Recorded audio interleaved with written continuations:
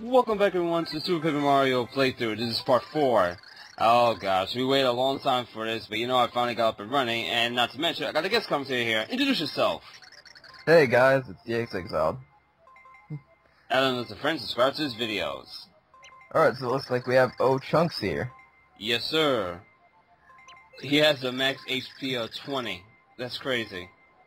Pretty comical enemy with all his dialect and whatnot. Actually worked on that pretty well. They didn't give him some kind of English dialect with how he's presented. Yeah, I mean, they presented him like as a Scottish accent villain. Yeah. Which I actually really liked about like all the villains and stuff. Like they had a lot of diversity and weren't just like set up all as like a Mario type character. Oh sure. How you would think about it. Yeah, because some of the villains and allies within the Mario games, they have a mix of race between your Scottish and mostly French. Like I remember from Super Mario Saga, they really mostly based it with French accents, and you got allies who spoke French. Oh yeah. They definitely work. They try to mix it up sometimes, and like I think it actually works. Like I definitely did like this game for like how it dynamically changed between the first two Paper Marios. Now what happened? I did play the Paper Mario for the 64, but I never had it for the GameCube. Thousand Year Door. Right. So, what was the difference between Super Paper Mario and Thousand Year Door? Well, between like, it's hard, of course, to like kind of bring these between the first two, and like state any differences like that, because it's mostly like first one, except when you go for like your actual main objective, which is the Crystal Stars instead of the Star Spirits and the Pure Hearts. Right. And like you're always looking for this like legendary treasure and whatnot, instead of like what the first one was meant to be, and what, of course, the end result of this is supposed to be. I hear you on that one. Each one is, like, the only one is, like, the second and the third one, Paper Marios, were more, I guess you could say, apocalyptic than the first one. And, like, the first one was just the good old charade of you have to go collect Peach, as always. I mean, like, that seems to be, like, the main theme for at least the first two. Yeah, true. The story was different for the second one. Mm-hmm. And I'm not sure you noticed, like, how it kind of sped things up between storylines. Yeah, just a little bit. Yeah. And there goes, like, one of the villains, like, the enemies. You got I believe it's called the Ice, Cherubil. Oh, yeah. Yeah. I remember those.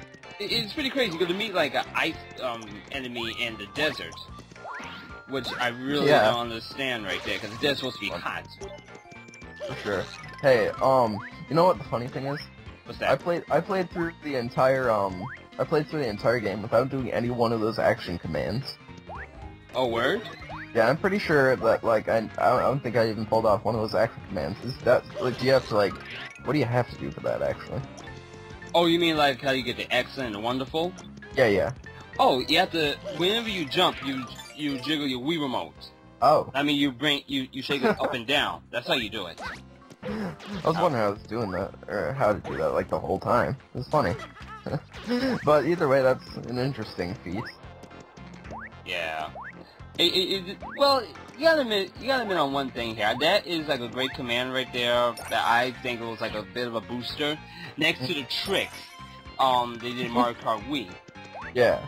It's like when they made like the Paper Mario franchise for the Wii. They really want to add things a little bit more different, that things that you couldn't do in the 64 and the GameCube. Yeah. But yeah, like, they definitely, worked on that a little bit. It's like, I'm glad that they actually took some time to innovate the series a little bit, and go from, like, the original, like, RPG style to where you would battle all the time with, like, an actual battle scenery, and instead of, like, you get to free roam like this. Right. Which I thought was kind of a breath of fresh air, even though some people didn't like the new innovation, and I thought it was pretty creative. Well, you gotta admit, like, Nintendo did make, like, certain changes that people like and dislike at the same time, and you got people that were like in the middle, like saying in the between. I mean, this is okay, and then here's like the fourth I don't like about it, but I'm still gonna play the game because it's fun. But yeah, like, this is why, like, sometimes I like these dynamic and changing series, is because when you stick to the same old commonplace theme, to me it just doesn't, like, it'll lose its luster after a while. That's all it is with all games. Yeah. I mean, like, see, that's why, like, when I hopefully play through a series, I can expect, like, I mean, you can always expect new things, but when they actually change it a little bit further than what you'd expect, hopefully you could get a kick out of like something that's actually a lot more new and fresh than what it used to be. And let's see. Remember that little small statue we had to look at when it shows the command? You gotta do that command of the minus and the 1 on that little small blue tap stone thing. Yeah. I had so many problems figuring it out until like, hey, this is what the command was telling me about. You just gotta use throw. Yeah, so at least we finished going to the desert, and I'm glad on that part right there. The desert, to me that was like one of the more confusing parts. It is. So it far, is it's like, very confusing. I was like, what the hell? And then it was like, I remember that we find throw is like, you know, like, since we found this guy, I think he's got to have some sort of a use. So, Yeah. I mean, and if you thought about it, it actually seems kind of obvious. But now we got to go inside the ruins, as we figured it is on chapter 1-4. The monster of the ruins. Yeah. Well, here in the, we're actually inside the old ruins, and to be very honest, this is a little bit more simpler than with going through the desert. Because the desert, that was the real main course. This is just a little bit more easier, to my opinion. Only you gotta find is, like, all, like, the rune keys, and you gotta switch through dimensions to find other secret areas. Which is why I kept doing that this entire time. Because there may be something that I didn't see before that I would catch my eye. Yeah. And probably benefit others. Similarly, it's kind of weird, like, how they actually sort of stepped up the difficulty with something like when you can use, like, your partners and stuff for in this game. They actually make you think about how to use them. It wasn't quite as obvious in this game. Which, like, when they actually make you riddle things, like what you had to do with throw. Yeah. I mean, like, sometimes it is obvious for sure, but it's like when Paper Mario, you could tell when you had to, like, turn invisible or use Bombette or something like that. But, like, I like what they did with that sign back there, and you actually had to think a little bit about how you had to work it. Let's see. Ooh, there's a little small treasure chest thing down there. Half decided to get it, half not. Yeah, I decided, why not, let me go get it, see what's inside. Oh, it's a life shroom. How nice. Pretty good choice. So I'd like the life shroom if anything were to happen. Yeah, if it would just recover like 5 HP. Whew. Yeah.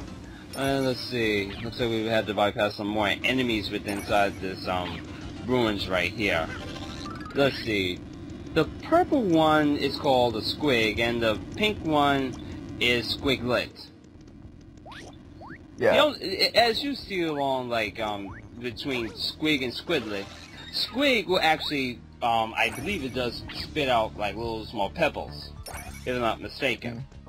Oh, these spike guys. Yeah. Those are pretty cool. Oh, yes.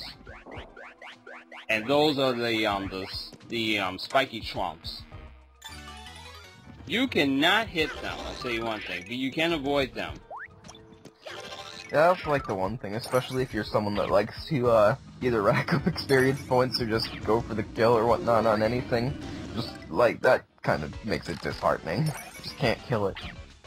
Yeah, I mean, you do get those gamers, including myself, we like to bash on the enemies a lot. Yeah. But, I just do this for the heck of it, because it's fun. Yeah. I'm not too sure how everybody else feel about it, but that's just on me.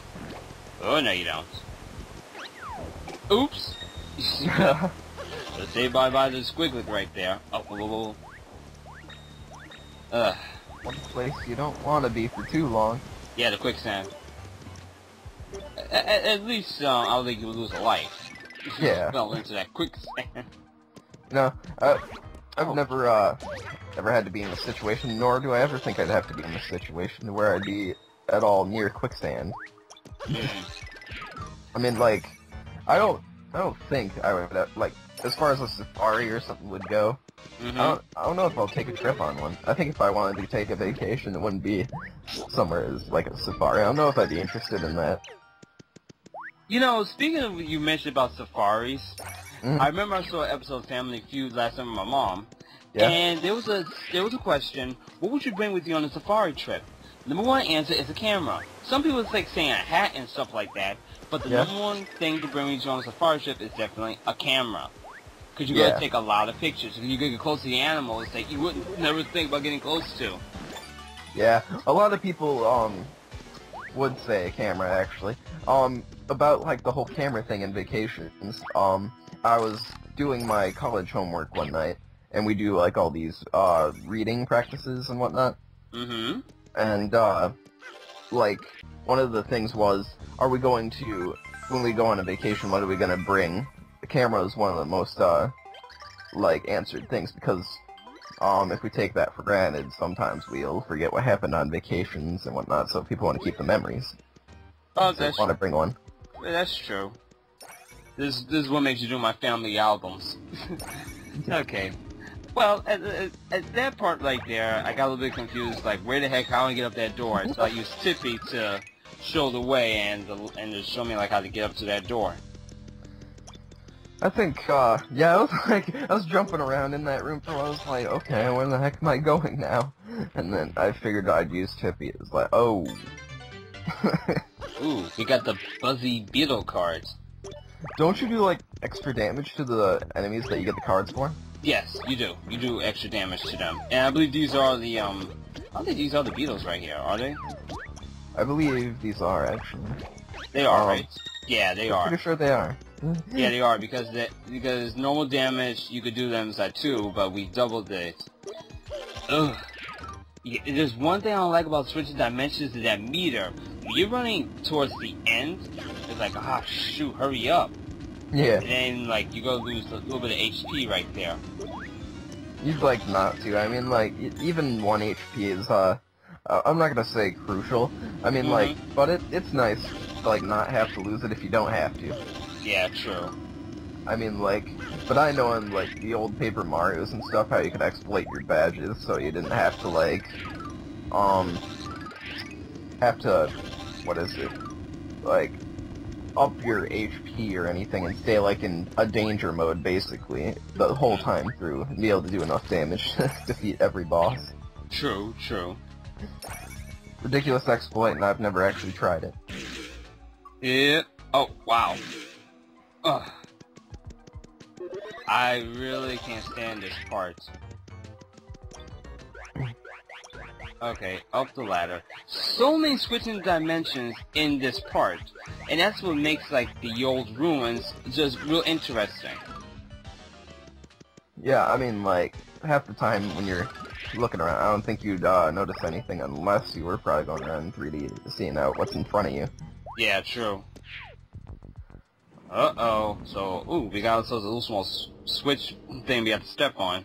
We know what we're gonna do with that, for sure. Oh, yeah. It is Mario, after all. Yeah, we gotta run away from all these, spiny trolls. Ouch! Ow, okay.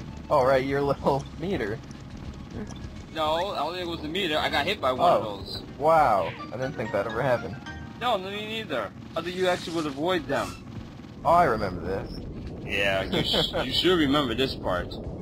I like I just, like, step all over them. You freaking don't touch them regularly, and then it's just like, oh, hey. Yeah, yeah, now you can step on them. The only thing was, you know that part reminded me of is when, in, I believe in Yoshi Island, that they made a remake on the, Game Boy.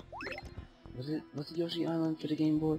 Yeah, when they made a remake on the Game Boy Advance from the SNES, there was like one part that's one of the flower meters said, run. I was like, what the heck are you talking about? They said, I see this little small giant thing happening, like, oh shoot, run. Yeah, I really did love the Chain Chomp levels. Those were interesting. I gotta go back and play that sometime. I think I'd actually probably Let's Play it if I had the time. I mean, like, I have the time now if I really wanted to Let's Play something. Right. Just off an emulator or whatever. Yeah. And, in fact, that's probably what I would do if I didn't have so many projects already. I hear you on that part, so you got your plate full.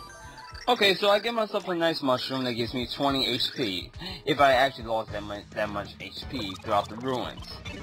So I felt that was a good item that went to waste. Oh boy. Oh I know yeah. this area. We should all remember this part. Uh-oh. What's that? There's a computer in the desert? A computer? There can't be no computer in no freaking desert. Time to watch YouTube. Oh shoot. YouTubeception. Oh god. That's a big creature right there. I hope we don't have to fight it, because we would surely lose the race. Or should I say the match right there. He always had, like, some of the most interesting dialogue in the game. Yeah. Level 5 mustache detected. Blue overalls, red cap. Now you know what's crazy? When you search his data banks, there goes like the Wii symbol for the Wii Shop channel and stuff like that. Yeah, I thought that was pretty interesting how they integrate that stuff into their games. It never dawned on me after I played this game for so many times.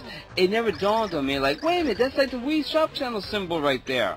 Wait, what the heck? Well, at least we know the creature's name is Frogtail. And the only funny thing is, this guy, this monster, he's actually allied, but we got other company right now. Yep. And I think we know who it is. He shouts out, "Who speaks?" It's Dementrio! Oh, introduce the character before he introduces himself. Yeah, the Master of Dimensions. Dementrio. He looks like the Joker. You know, like how, you know how the Joker card looks like in regular playing cards? That's what he looks like right here. He looks like the real Joker throughout this entire, series. Or is known in, like, Kingdoms for more entertainment purposes, a jester. Exactly. I really liked his character makeup and whatnot, and, like, as a villain of, like, you know, as one of the members of Count Bleck's crew, I really did like his change in the game. Yeah, you gotta admit that part right there. I mean, the facial impressions, the mask, and everything, yes. But it makes you want to think, like, what does his face really looks like? Yeah. I really love that dimensional shift, too, that he does. I think it's pretty damn cool. Where you could just, like, go between there. Yeah, and he just goes wherever you want to go. Uh-oh. It looks like, thanks to Dementrio's magic, it messed up Frogtail's memory. Now he doesn't remember anything, and you can't even reboot. You lost everything. Way to go, genius. And this is what happens when you don't use memory backup, because if that happens, all your files goes down the drain and you can't recover them. Threat level Jelly Roll 1. Wow. Go away, Yeti Lip. Control Alt Delete. Way to go, genius. Okay. Alright, and here we go. Yeah, now we do the boss fight. You know the play on words that Fractale is made out of, right? No. Fractale is actually a play on words with the actual word fractal, which is like I believe it's either some sort of design or whatever. It's actually a pretty cool concept design. It's kind of like abstract art. I did a stupid move by trying to jump on Fractale right there, but apparently you can't do it from that position, but going this way you can do it. But where's he going? What's he doing? Is he coming back?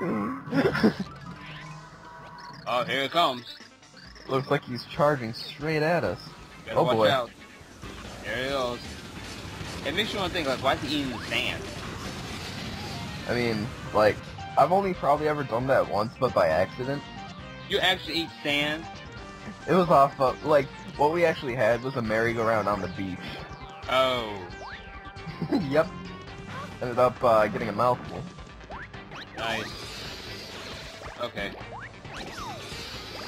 You know what's funny? You can try to hit this ball so many times, but how much HP does he have? Yeah, I mean, like, that's actually the thing. It's like, hey, you know, I've actually, hopped up onto, Fractal's head from, the tail once, as he's revolved around. Hmm. So that is possible. It was actually pretty cool. I know, like, later in the game, not gonna spoil anything,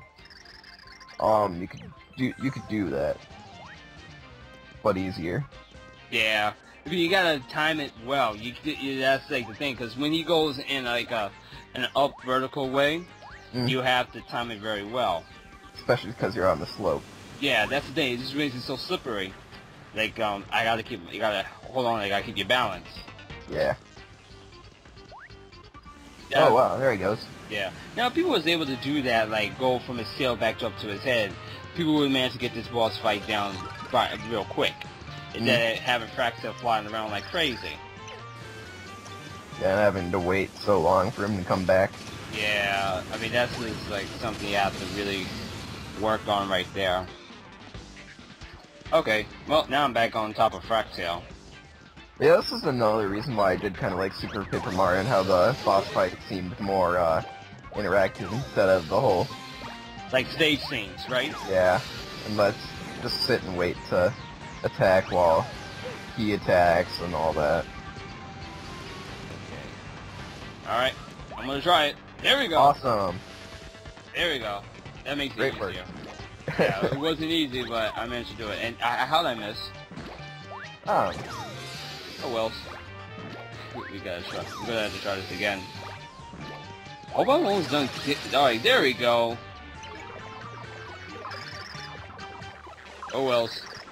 I have malfunctioned. What have I done? Oh. Shame circuit smoldering. Smoldering. Other that means he's melting. There he goes. Poor Fractal. Yeah. He didn't really deserve this. No, he really didn't. He really wasn't the bad guy, to be honest. I wouldn't find Fractal as an enemy. Don't ask why that little small enemy was right there. I thought it'd be cool if he would ever be able to come to your aid or something. That would be nice. Okay, so... Interesting chamber. Yeah, you got a chamber within a desert. Just pops up out of nowhere. Yep. Where the hell are we? Huh? Morluna?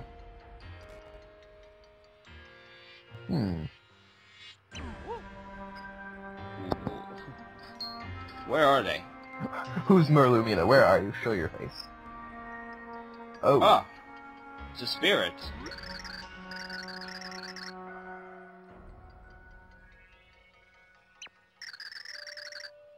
$1,500 years, as prophecy says. That's the thing when it goes by in this prophecy. They're going by things that happened like more than 1,500 years ago in the past.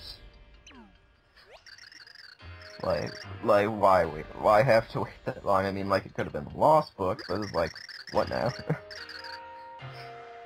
Well, you gotta know one thing. They're going by what's between the light and the dark.